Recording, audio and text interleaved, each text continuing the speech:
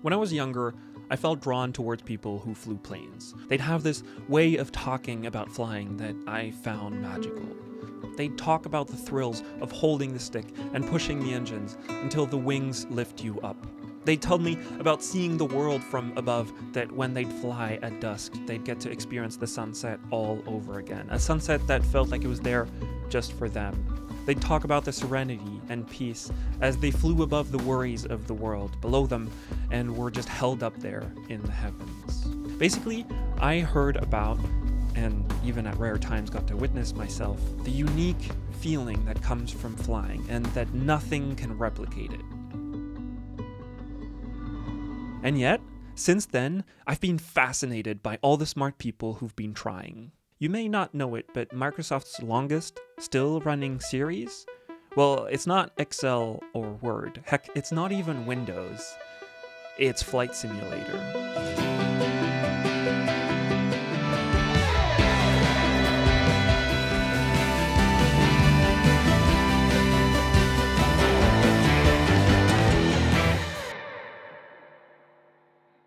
But ironically, the story of Microsoft Flight Simulator doesn't start with Microsoft at all. No, it starts on an Apple II computer. Why the Apple II computer? Well, we're in the mid-70s, right at the heart of a microprocessor revolution. Computers are moving from a room-sized thing that only big companies and universities own to something that a regular person can have in their house. So what happens when things all of a sudden become a lot more accessible? People try to push the limit and start wondering what else that was once only available for the big companies and university could they make accessible to everyone? And so in that environment, there's this young grad student, Bruce Artvik, who's working in computer science. Now, at the time, computer science is still a nascent field, but it's starting to be pretty common, and Bruce is really into it. He lives with his roommate, Stu Moment, who happens to be a licensed pilot, and eventually takes Bruce out for a flight. Computer science and flying seem like a nice match, so in 1976, Bruce writes his thesis about the theory of simulating flying and displaying that on a screen.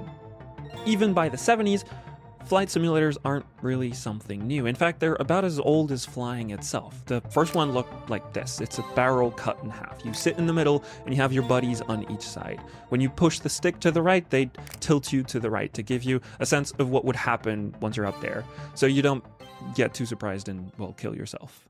Because here's the thing with flying. At first, it's really not intuitive. There's primarily two ways of learning how to fly. There's the data and the numbers way. You look inside the cockpit and the compass, the dials show you how high you are and what speed you're going at. You use a map, or nowadays a GPS, to figure out where you are and where you're going. This takes a lot of practice and isn't really intuitive, but it's very easy for a computer to calculate, and you only really need to show numbers on dials. But then there's what happens when you actually sit for the first time in a real airplane. You buckle up, you turn the engine on, and, well, you look out the window. Once you've taken off, you look around you to figure out where you are. You want to go check the harbor? Well, follow the river. You want to land? Look out for a giant flat piece of concrete. That's probably the runway. This is just a lot more natural. We're used to finding out where we are by looking around, but it's the hardest to simulate. Now, you need to recreate an entire world in mountains and landscapes, rivers, landmarks that are modeled well enough that you can know your way around and where you are because you've spotted them, rather than because the computer calculated your latitude, longitude coordinates. You can figure out time by looking at the clock inside the cockpit, or you realize that it's golden hour and it's time to head back home before it's all dark outside.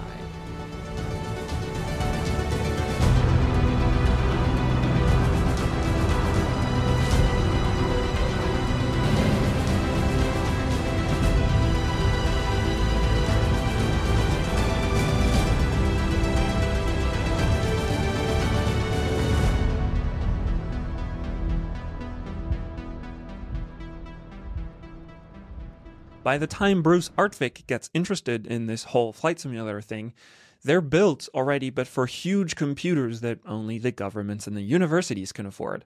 A year later, in 1977, the Apple II computer comes out.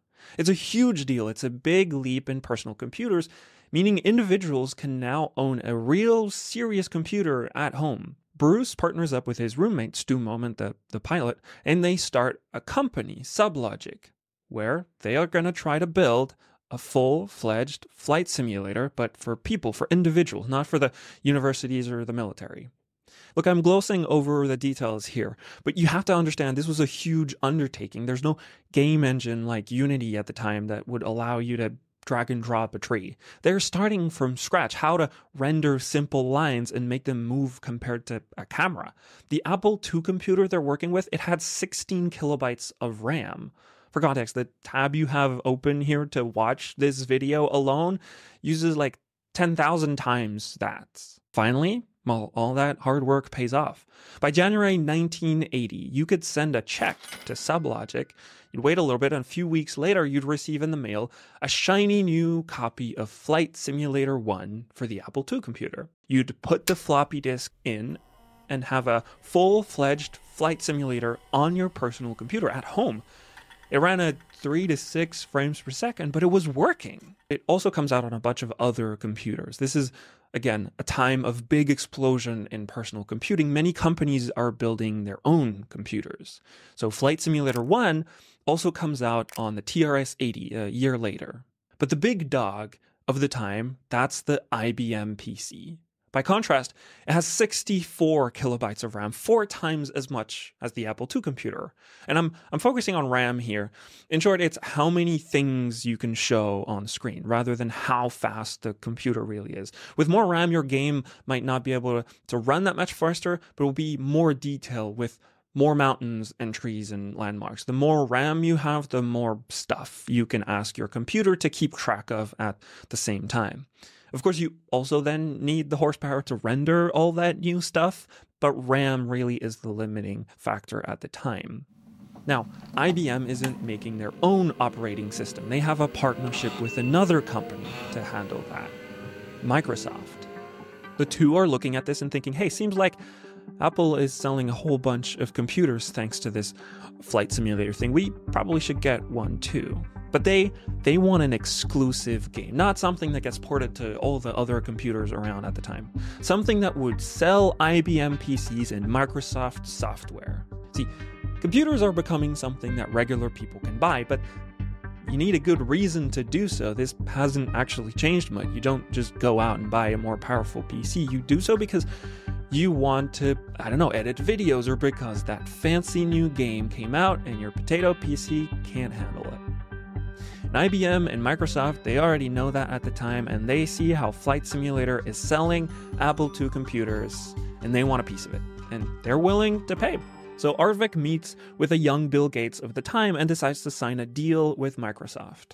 There's actually some articles around that mention Bruce ends up doing this deal after being impressed by Microsoft's, I quote, nice small company atmosphere. But here's the really important part of the deal in small print. Sublogic, Artvik's company, still owns the rights to the Flight Simulator IP. They can still make other Flight Simulator versions for other platforms. But nonetheless, in 1982, exclusive to the IBM PC, launches for the first time Microsoft Flight Simulator.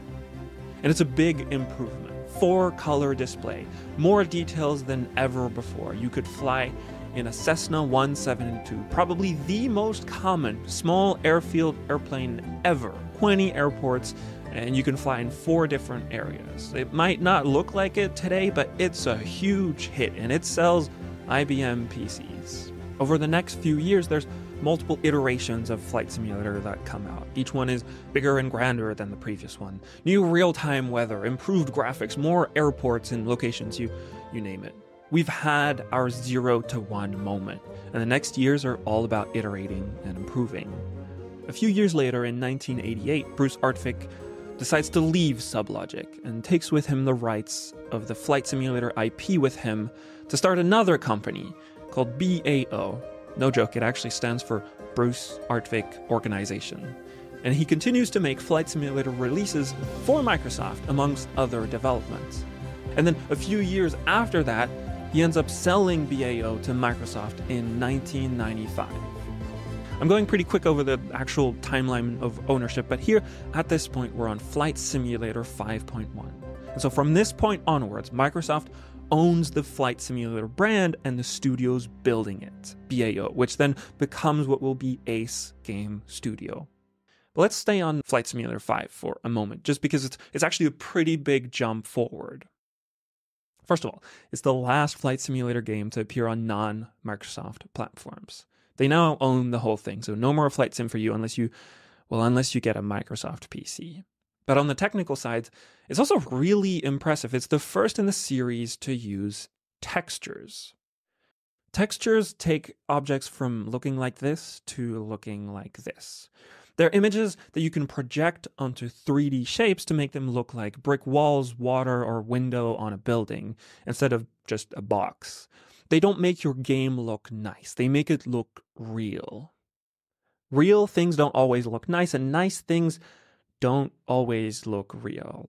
Look, I've spent enough time simply staring out into the sunset of Zelda's Tears of the Kingdom on the Switch to know that you don't need the highest resolution textures to have a game make you feel something.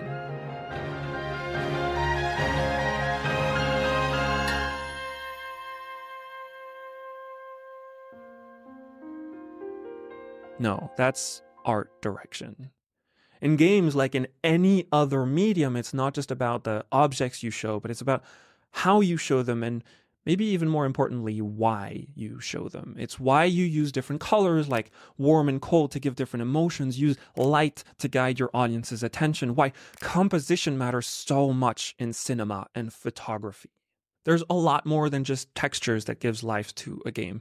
I mean, this hasn't aged super well. But even for a flight simulator, it really matters. I'm jumping ahead here, but these will be what make the most recent iterations of Flight Simulator look marvelous rather than bland and lifeless like Bing or Google Maps. Even if they're based on the same image and data, Google Maps doesn't need to look beautiful. Flight Sim might use the same images, but at the same time, it adds lighting, stunning sunsets, clouds, reflections, weather effect, and all of that is very deliberate. Yeah, it makes the game more realistic, but it also makes it beautiful to watch and to lose yourself in.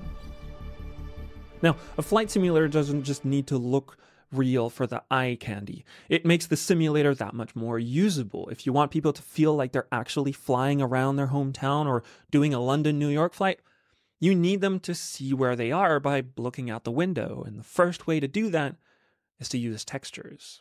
Now your flat ground can have rivers and fields, while buildings can have windows, all that by simply changing the color of a few pixels. All of these are still flat surfaces, but they look closer to the real thing. That's what Flight Simulator 5 introduces, textures. By the way, a nice fun bonus from Microsoft when they introduced these is that this also means that all the planes and the add-ons from the previous games aren't compatible anymore. They don't have textures. So in 1995, Flight Simulator 5.1 comes out, an update that uses satellite imagery textures and a whole bunch of weather effects like 3D clouds and fog. This is the first step towards really building a realistic digital replica of the world. See, if we were building, say, a fantasy game, we'd need to hire an artist to draw what the ground would look like, what the textures for this world of ours would be.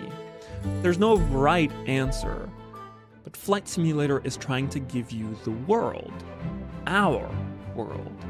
And there really is only one answer to what things are supposed to look like. You can't invent what Central Park or Paris looks like. Satellite images offer a very handy solution. They're images of what the world looks like from above, so if we use those as textures, no more guesswork. And just like that, you've made a simple surface into a recognizable area without actually too much work. Making simulator games is a bit of a strange industry. You're not making a sequel by telling the follow-up story of the main character people got attached to. That's not why people buy your game. There's no story. The gameplay is really the same thing as last time. You're flying airplanes or driving trucks around. So you need to find ways for people to get excited about the next iteration. And if you think about it, there's really only two main ways you can do that. First, you give people more and better airplanes to fly in. We start off with the little Cessna, but how about we give you the most iconic airplane from World War II?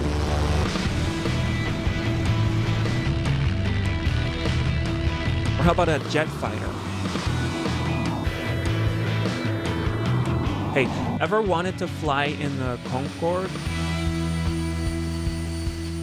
Or what about a fully modeled cockpit where you can spend the next half a year of your life learning every single little button and procedure used in the real plane? Thing is, quite quickly, even by the 1990s already, other companies are coming out with their own airplanes that you could buy and then import into Microsoft Flight Simulator with their own fully modeled cockpits, custom sound effects based on real planes. So you'd have these small companies that were now entirely dedicated to creating full digital replicas of airplane to fly in the world of Flight Simulator. So if you're Microsoft, it's hard to compete, even as the big company that you are. So you might as well focus on the second approach. You make the world better. So when you inevitably release the next Cessna to fly for the 100th time, this time you have a bigger, more detailed, more realistic world to fly in. And it's not just how it looks, it's how it feels, how the planes fly. There's everything that you don't see, but that still needs to be modeled. The atmosphere, the winds, the weather, the storms are all iterated on so that even if you're flying in the same place, it's a lot closer to the real thing. The air interacts with the wings in a way that's just more realistic, and the weather impacts your flight in a more natural way. That's what people are after. And that's what happens for the next 15-ish years. More releases, and this time exclusively on Windows. The games, they get better, with more airports you can land and take off from, with more planes to fly, better graphics, more accurate weather, better flight models. The games incorporate more real-world data, not just the satellite images, but also real-time weather and aviation traffic information.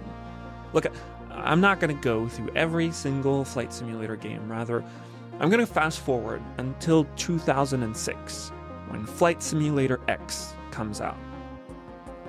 It's a big step up, and where the series is going to stay for a little while, and so are we. And I didn't play any of these. I can tell you the story of the development, the people, and the studios, and I can play emulators to show all of this to you, but the truth is I can't actually tell you what it felt like to wander around those digital worlds when they came out. I personally started getting into Flight Simulator when I was in high school, when FSX was at its prime.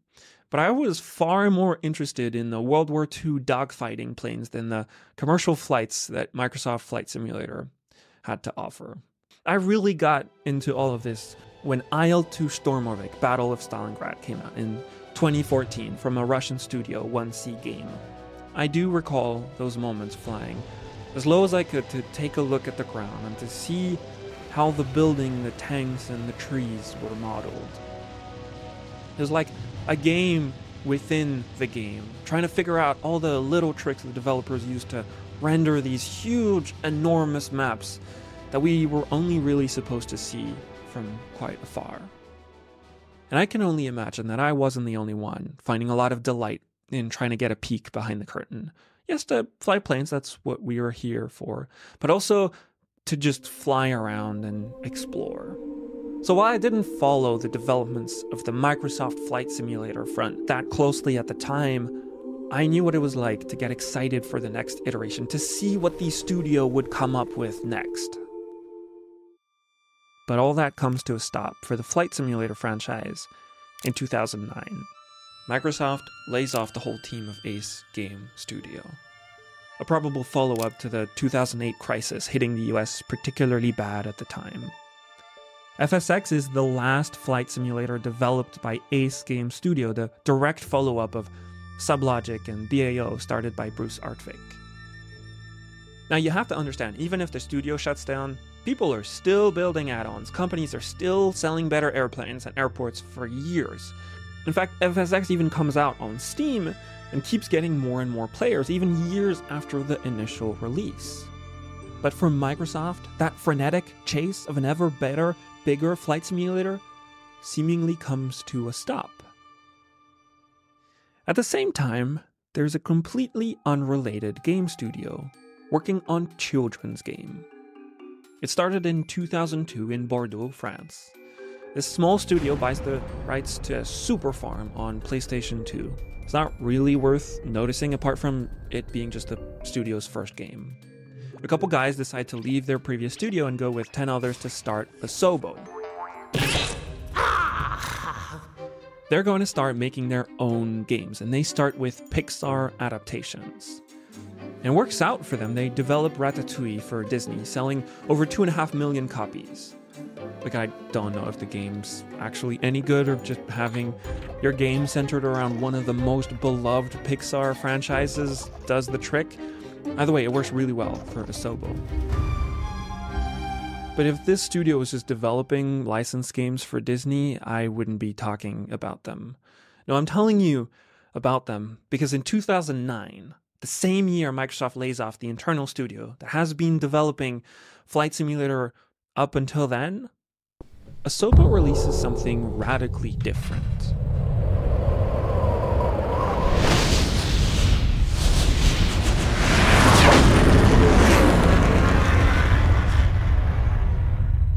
Away from the cute little children's game for Disney, Asobo enters the Guinness World Records with Fuel. They've built a 118 by 118 post-apocalyptic world where you just get to drive around.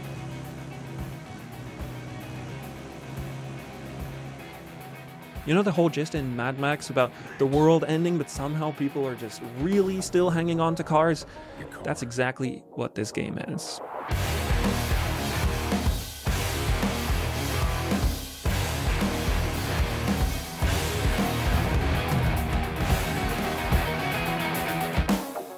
But the game reviews are meh.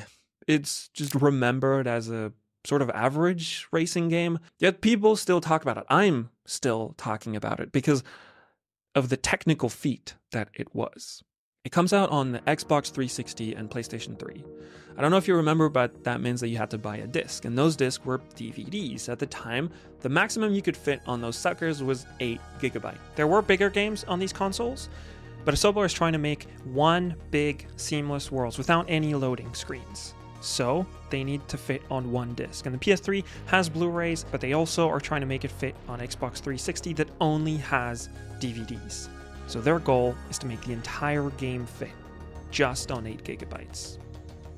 There were bigger maps in video games before, like Elder Scrolls 2 or even some of the earlier flight simulators, allowing you to fly over entire continents, but those were worlds where there wasn't really anything in them, so empty that they're not that interesting. Instead, with Fuel, Asobo built a giant world, but with a lot of variety and stuff in it. That also meant that they had to find clever ways to compress this world into this small storage space. And there's a few ways you can do that. For example, instead of storing each tree individually, you can model 3 or 4 variations of what your trees can look like, and you only store the location of each tree, how tall they need to be and where they should be. Now you have a whole forest just by storing a few tree models. That's what takes up a lot of the storage space, and just some coordinates. This is one approach to procedural generations that you sometimes hear about. You're not storing the world itself, rather the rules that can allow you to recreate the world. This isn't random either, by the way. Everybody ends up with the same world. All those tree coordinates are the same for everybody. It's sort of like storing a recipe to recreate the world and just the basic ingredients. Now, if you do this not just for the trees, but also the roads and the mountains, then you can end up with a very, very big world that actually takes up relatively little storage space. And pulling these tricks off, building these huge worlds, it actually ends up catching Microsoft's eye, which ends up asking Asobo to work on their Kinect project in 2012.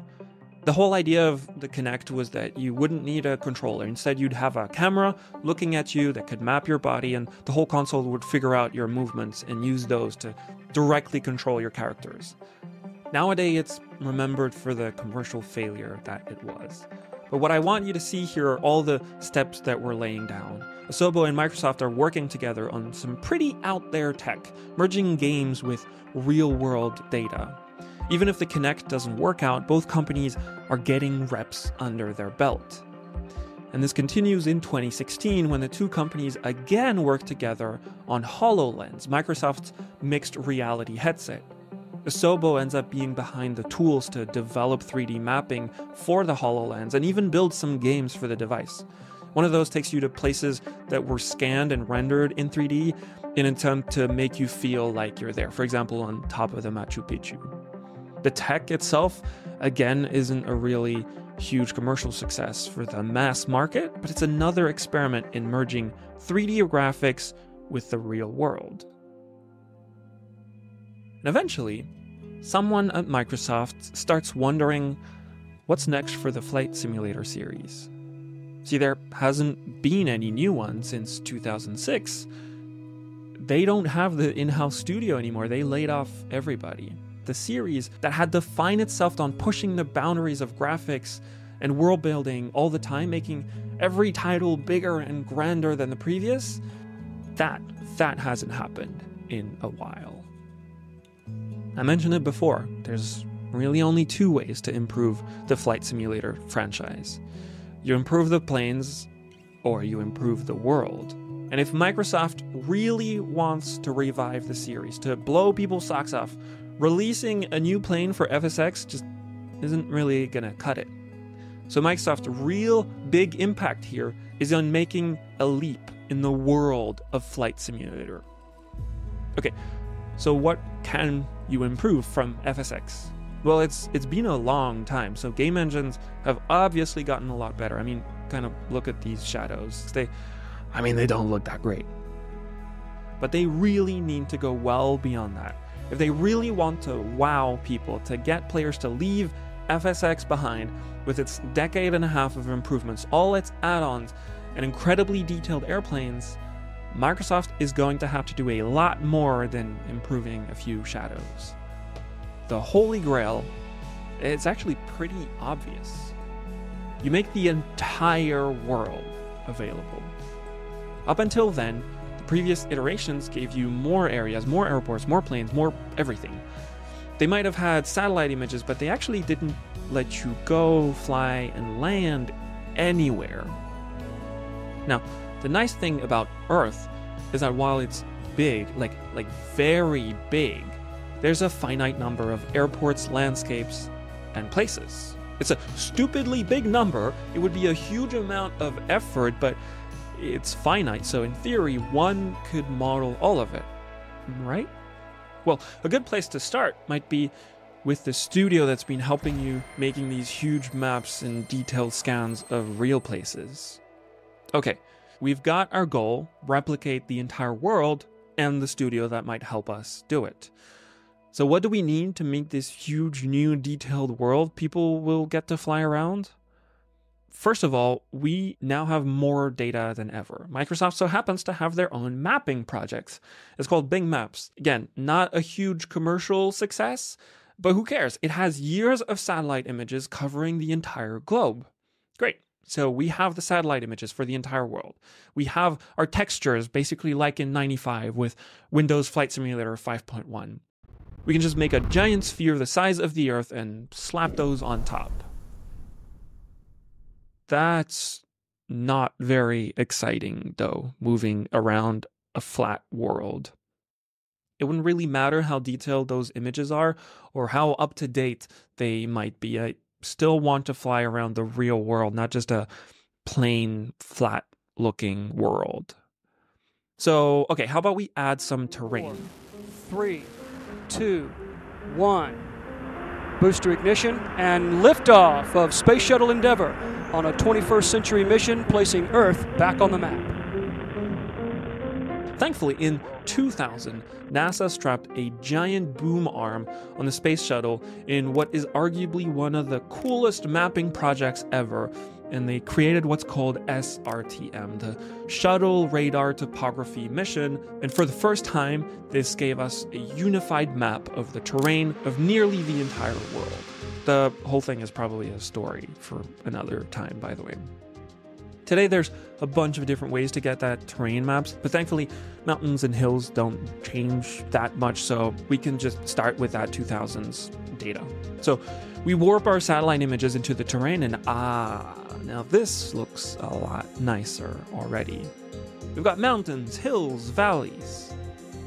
Great, but it's still mostly empty. Humans have this sort of weird tendency to build a bunch of stuff everywhere, which is also coincidentally where most airplanes tend to take off and land from. So we better have cities mapped out there better than just an image warped on terrain.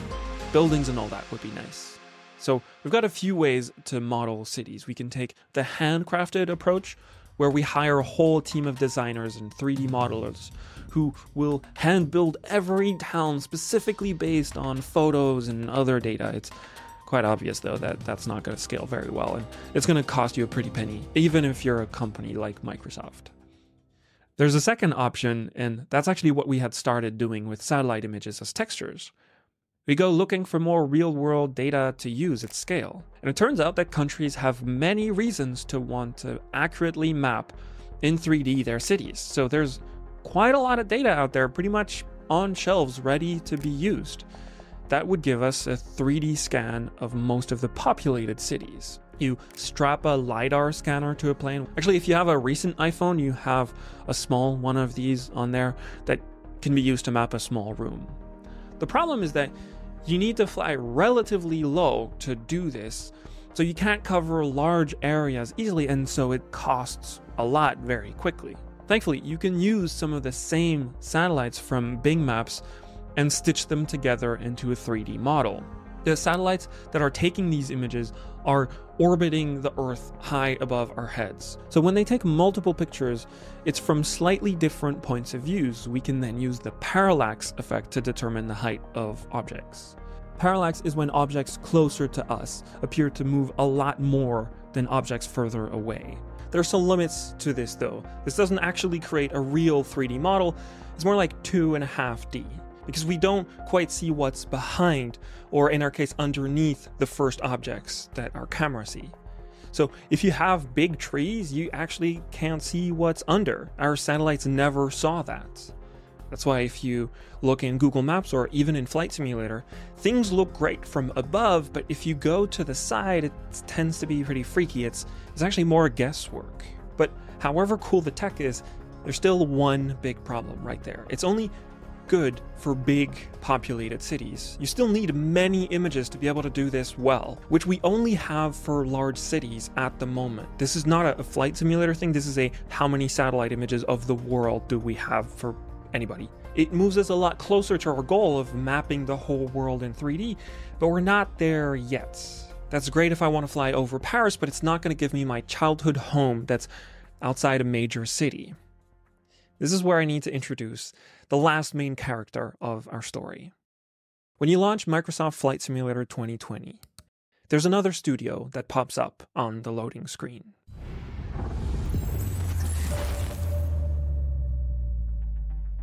If you go to Blackshark's website, you'll see that they do machine learning on top of satellite images to recreate 3D buildings. That's exactly what we're going to do to fill in the gaps of the rest of the world. Now, it's not as simple as slapping AI on top of satellite images to magically have great-looking buildings all over the world. You need to train a model that takes in images and spits out buildings. So you need to create a dataset of places where you already have both the buildings and the images, the input and the output. You show both of them to your model and you tell it, hey, here's what a building looks like in a satellite image, and here's what it looks like in 3D.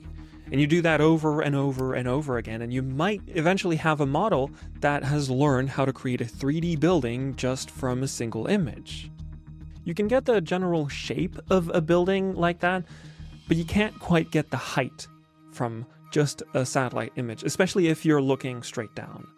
As far as I can tell, Black Shark never really publicly acknowledged how they figured this out. So most of what I'm telling you here is speculation. Speculation based on a building in Melbourne. See, when Flight Simulator 2020 first came out, a bunch of people noticed this one specific building in the suburbs of Melbourne that was over 100 stories high. It was a skyscraper in the middle of the suburbs that did not exist. It was a clear mistake. After some digging, someone found out why. That specific building was marked as having over 200 floors in OpenStreetMap. Now, OpenStreetMap is what Wikipedia for maps would look like. It's a collaborative map. It's completely open source where anyone can go in and map anywhere. Just like Wikipedia, it means that we can get nearly the entire world's knowledge for free, curated basically by the entire world. But just like Wikipedia, it also means sometimes some wild errors make their way through. Now, building heights usually don't matter as much in OpenStreetMap. They're stored there, but if you go to OpenStreetMap, it's just a 2D map. Most people use it like that. But say someone were to use it as an input to make a 3D generating machine learning model, well, then such an error would most likely generate a 500 floor tall building. Since then, Microsoft and Black Shark fixed this issue. You can't find that skyscraper in the suburbs of Melbourne anymore. But we got a glimpse behind the curtain of how they're doing it. Okay, so now we have a ton of satellite images. We have our terrain data, we have 3D scans for the big cities, and a big fat giant machine learning model that all together can build a something getting us pretty damn close to a digital copy of the entire world. That's our data figured. But we still have two major problems. First, we're going to need a hell of a lot of processing to put all of that together. We need to predict all the buildings heights of most places on Earth, stitch all of them together, and then optimize it to run on a consumer graphics card. There's no point if Microsoft builds a giant, super realistic 3D model of the world, but nobody can run it at home. We'd be back to the origins of Flight Simulator, where only the big companies and universities can run it. Our second problem is that this is going to be one heck of a giant game file. And look, people are already complaining about a 300 gigabyte Call of Duty game. Having the whole world rendered in detail is going to take a whole lot more than 300 gigabytes. Thankfully, Microsoft has come a long way since 2006 and the days of Flight Simulator X. Cloud computing has really taken off, and they also jumped on that bandwagon with Azure, their cloud provider. For our second problem, well, people's home internet connection has gotten a lot faster, so maybe that could help. Eventually, some clever people at Microsoft figured out that they could do all this processing on their own server, then host the resulting giant super high-res version of the Earth, and simply stream it as players fly around. New players would then only need to download a weird low-resolution version of the entire world, so there is something, and then only stream parts of the world that they'd actually fly over. So, for years in the background, Microsoft and Asobo are hard at work, putting all the pieces together to come out with this next big flight simulator.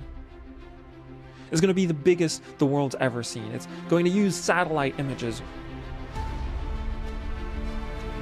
recreated 3D buildings and vegetation. You'll be able to go anywhere.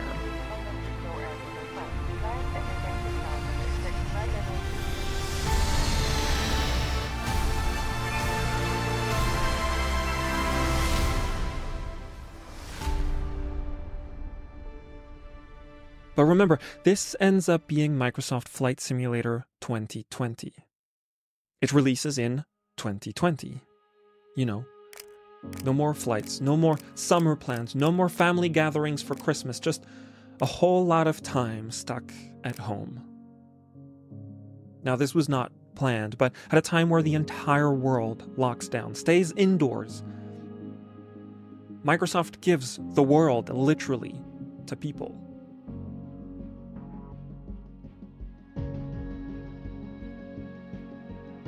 I'll give it to those who have flown planes a lot. There's nothing quite like it. But giving people the ability to choose a plane and fly anywhere in the world digitally around what is probably the most realistic rendition of the entire globe to people who are cut off from everyone and everywhere. There's some magic to that.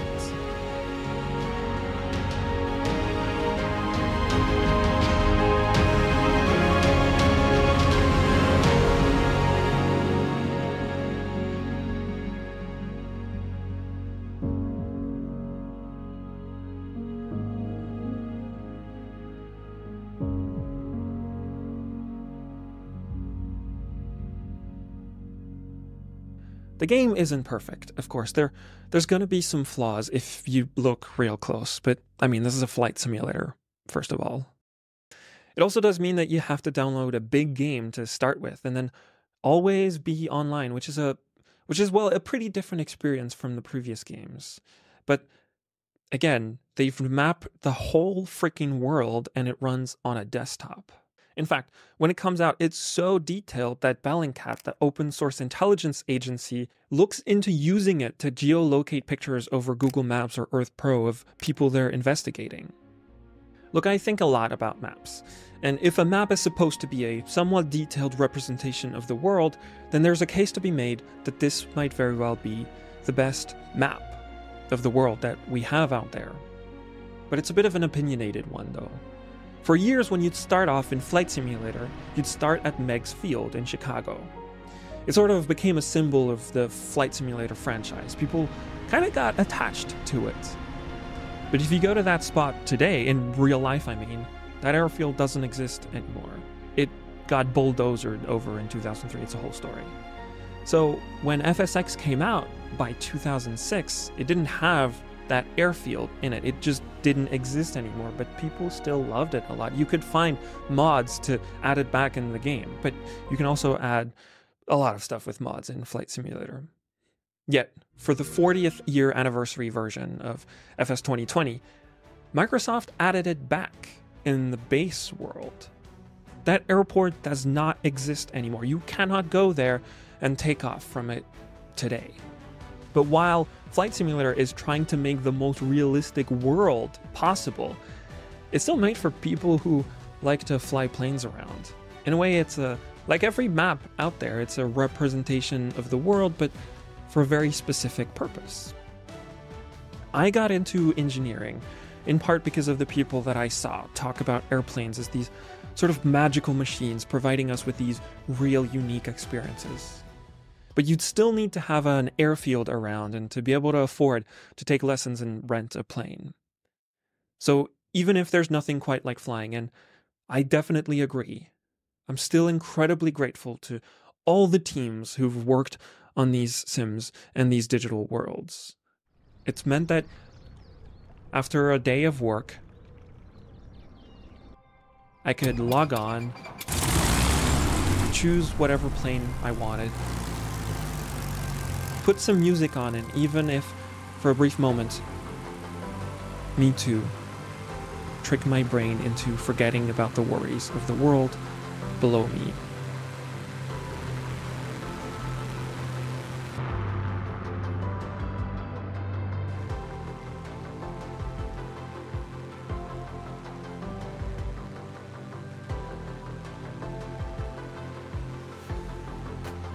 And be held up there in the heavens.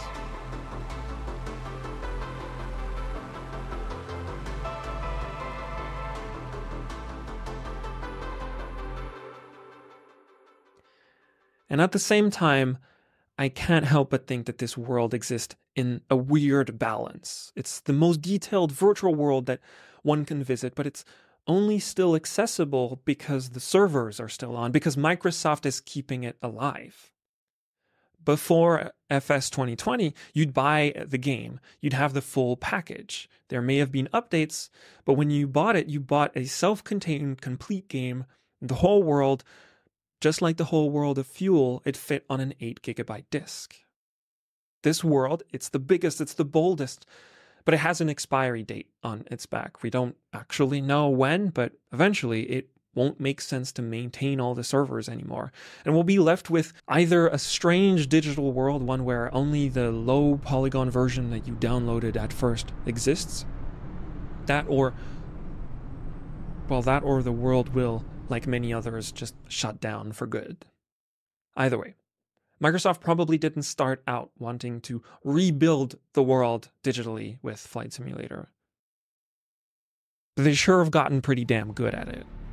And it seems like they're not quite done yet.